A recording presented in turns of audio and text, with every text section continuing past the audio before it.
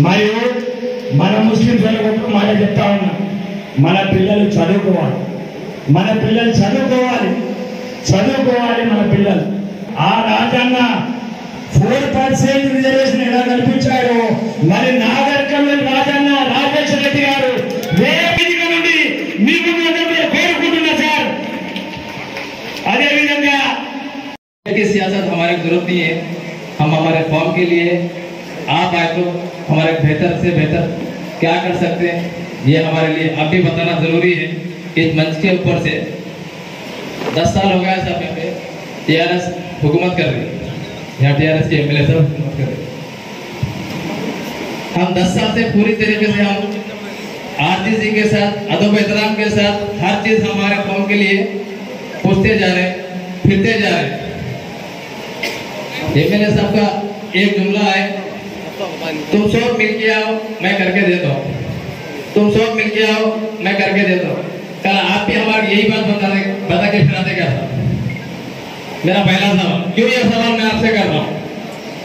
एक घर में 5 भाई मिलके दे रहे थे, इतनी बड़ी कम्युनिटी हम कब मिलके चलना था। ये मसले से हमारा कोई काम पूरा नहीं हो रहा, अधूरा अधूरा चल रहा हमारा काम।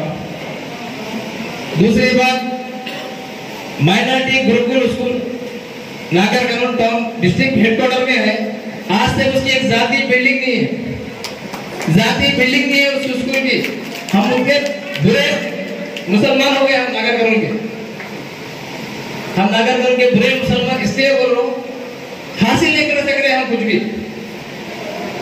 हम जितनी देर होते भी जैसे हमारे बड़े भाई बोले अभी कोई मुर्दों की गाड़ी 5 लाख 6 लाख की गाड़ी उसके ही काबिल के हैं, उससे आगे हमारे कौन जा रहे सकरी, हमारे जाने को दे रहे भी नहीं।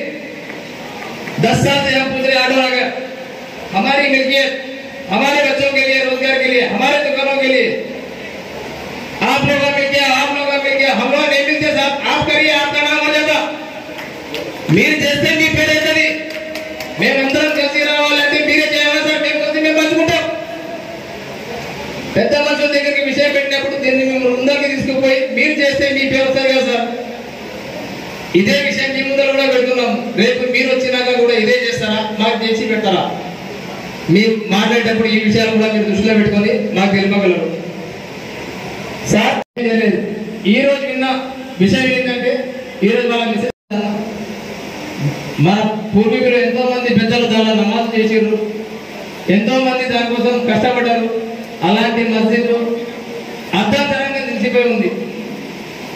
దాని గురించి 10 సంవత్సరాలు మీ ఫాదర్ గారు ఉన్నప్పుడు అన్నో ఎన్నో పరిసరాలు మా పెద్దలు తీసుకొచ్చారు, కొన్ని పనులు చేశారు, మేము కూడా చూసాము।